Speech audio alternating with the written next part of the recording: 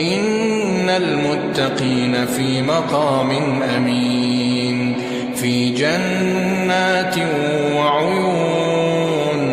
يلبسون من سندس واستبرق متقابلين كذلك وزوجناهم بحور عين يدعون فيها بكل فاكهة آمنين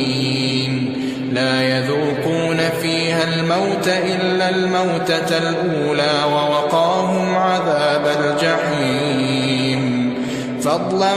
من ربك ذلك هو الفوز العظيم فإنما يسرناه بلسانك لعلهم يتذكرون فارتقب إنهم مرتقبون.